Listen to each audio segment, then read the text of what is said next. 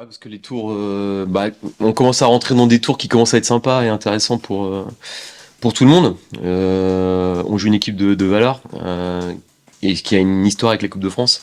Donc je sais que quand on est un club qui a ce parfum de la coupe à l'intérieur, où il y a eu des parcours, on sait comment les préparer et on sait que le club a forcément un fort intérêt pour cette compétition-là.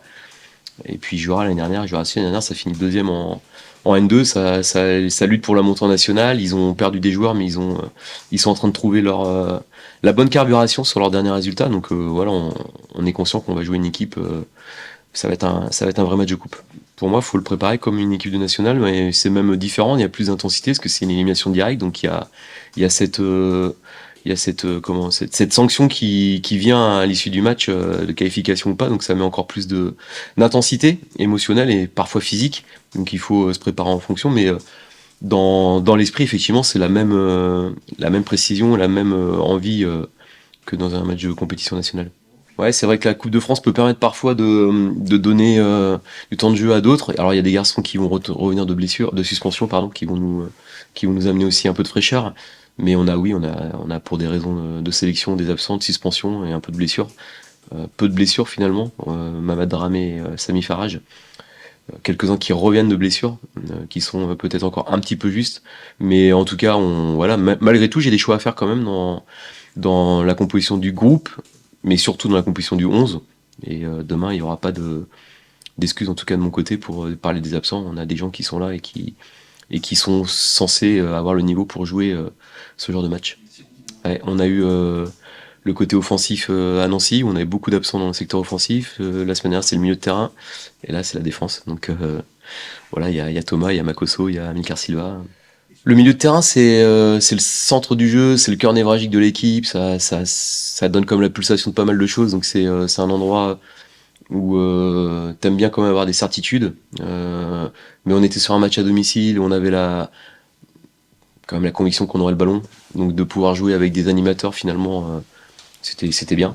Donc on n'avait pas de crainte par rapport à ça, c'était plus sur l'aspect transition ou défensif, où on avait des repères à prendre, on avait travaillé pour avoir ces repères-là. Défensivement, c'est clair que moins tu touches à tes défenses, plus mieux c'est parce que ça demande du temps, ça demande de la communication. Dans les relances, ça a aussi des matchs où tu as beaucoup de responsabilités, notamment des matchs comme ce demain, où tu as le ballon et tu dois trouver les bons décalages.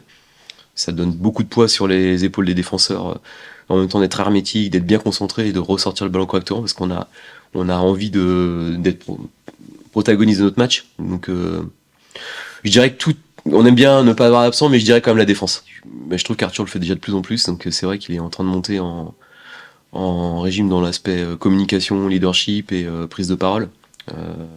Avec Thomas, ils se répartissent les rôles dans ce domaine-là, mais c'est vrai que Arthur va devoir, du haut de ses 22 ans, se comporter en papa demain. Ouais, parce que moi je l'aime, c'est pas pour moi que je l'aime pour les autres en fait. Je l'aime parce que je sais que ça peut donner beaucoup d'émotions à nos supporters et aux joueurs, déjà eux-mêmes. Et quand ils sont en début de parcours, souvent ils perçoivent pas tout ce que ça peut amener comme émotion. C'est vraiment des émotions très fortes la Coupe de France quand tu bats un plus gros, quand tu réussis à emmener ton équipe dans une aventure. T'emmènes souvent ton environnement, ton club, tes supporters avec toi.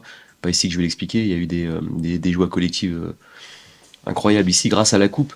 Et je crois que quand on est dans la construction d'un groupe, on a besoin aussi de moments fédérateurs pour faire grandir son équipe. Et la coupe, c'est aussi un moment pour moi important pour déjà les voir dans d'autres circonstances, dans des matchs coup près. Toutes les minutes, je l'ai dit il y a pas longtemps, mais toutes les minutes que les joueurs peuvent prendre en compétition avec ce maillot, qui est quand même un maillot lourd à porter, mais tellement beau, que ça leur fait franchir des paliers en termes d'expérience.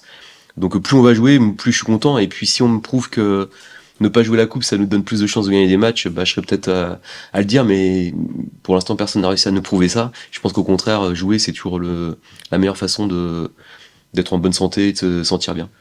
Bah, il y a un entraîneur intelligent, à mon avis, de ce que je vois. Donc déjà, je pense qu'il est très jeune. Ouais, je pense que c'est quelqu'un, je le connais pas, hein, je vais pas lui cirer les pompes pour rien, mais si je le dis, c'est que je le pense. Je pense que c'est quelqu'un qui travaille très bien et qui est un entraîneur d'avenir. Mais j'espère qu'on le battra demain, mais en tout cas, son équipe, elle joue, elle a des bons principes off, def. On sent un coach qui travaille avec de bonnes idées.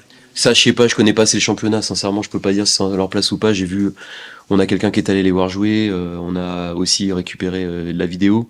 C'est pour ça que je me permets de dire que je trouve que ce qu'ils proposent en tant qu'équipe, c'est bien, mais je connais pas toutes les équipes. Après, le championnat N2, pour moi, c'est un championnat vraiment, vraiment dur. Et quand j'ai regardé les matchs, je vois plein de joueurs très intéressants, même en N2, qui doivent d'ailleurs peut-être aussi nous donner des idées dans ce qu'on doit peut-être faire en termes de recrutement et d'observation de match. Et en N2, les joueurs sont souvent très bons. Et il n'y a pas beaucoup de différence avec le national, à mon avis, en tout cas sur les quelques meilleurs joueurs de chaque équipe. Ouais, je pense qu'il faut qu'on soit à notre niveau, mais à un très bon niveau, pas juste à notre niveau. Si c'est juste notre niveau, pas sûr, il faut qu'on mette les bons ingrédients, qu'on soit concentré et qu'on n'ait pas comment je dirais, de sentiment de supériorité au coup d'envoi, qui est la pire des choses. Donc je lutte aussi un peu contre cette forme de. Je veux pas trop de confiance, je veux de la confiance, mais il faut bien doser. Et je répète, je le dis souvent, ils sont jeunes et ils ont tendance à plus écouter les louanges que les petites remarques constructives. Donc il faut qu'on. Je suis un peu parfois le père fouettard, mais c'est les deux. On est vraiment beaucoup d'exigences dans l'entraînement. En tout cas, moi, je souhaite que les entraînements soient quasiment plus intenses et plus durs que les matchs parce que c'est comme ça qu'on progresse et il faut que le match ça devienne presque facile et qu'on joue libéré. Après, il faut la bonne humeur avec. Si on fait que le côté rigueur, exigeant, dur, les joueurs à un moment donné ils écoutent plus, on aura le bol. Donc il faut un dosage. Il y a peut-être parfois un surdosage de rigueur et parfois c'est peut-être un peu plus de rigolade cette semaine. Mais c'est des jeunes, moi je veux pas de mecs qui font la gueule à l'entraînement, je veux que ça rigole, je veux que ça vive. Je me vois pas avec des gamins comme ça, leur dire d'arrêter de rigoler quoi. Le foot c'est un jeu. Par contre, je peux vous dire que même quand on rigole, on bosse très sérieusement et que l'état d'esprit il est toujours tourné vers la compète. C'est plus ça, ouais. C'est surtout ça. On est beaucoup dans cette dimension-là de compétition entre eux et on tient à jour des stats, des cahiers, des tableaux et quand t'es pas dans la bonne partie du tableau, tu te fais chambrer donc t'as pas envie de perdre l'entraînement. Amilcar, il est sur une lésion qui va l'empêcher, je pense, encore de louper. Il sera pas à Niort, je pense pas. Ça sera trop court pour Niort. Marina, ça vient vite derrière Niort, donc il faudra voir. En tout cas, je pense qu'il rejouera avant la fin de l'année civile. Donc, mais à quel moment, je sais pas, mais il y a quand même une petite lésion. Ischio. Alors déjà, bonjour à tous. La Coupe de France, c'est toujours spécial parce que on sait qu'on peut rencontrer des équipes qu'on n'a pas l'habitude de rencontrer tous les week-ends, qui sont pas forcément dans nos championnats. Mais on sait que c'est des matchs très importants, qui sont très différents de ce qu'on joue d'habitude les week-ends, parce que c'est des matchs à double tranchant. C'est soit tu passes et soit tu sors. Et en général, les équipes qui rencontrent des équipes d'au-dessus, elles ont un supplément d'âme en plus et elles cherchent toujours à faire l'exploit, donc il faut être vigilant. Après, il faut toujours avoir de la confiance quand on aborde un match. Il ne faut pas partir dans un match et se dire hésiter ou se dire que c'est perdu d'avance. Il faut toujours avoir de la confiance, peu importe l'équipe qu'on joue. Mais il faut quand même respecter l'adversaire parce qu'on sait comment ça se passe en Coupe de France. Il suffit de quelques éléments dans un match pour retourner vite la tendance et finir à la fin et se dire ah, on aurait peut-être dû être un peu moins confiant et avoir un peu plus de prudence. Oui, après ma convalescence, elle a été longue. Je me suis blessé au mauvais moment, je retrouvais des sensations après une très bonne entrée à Martigues. J'espérais pouvoir enfin montrer tout ce que je savais faire. Malheureusement, je me suis blessé.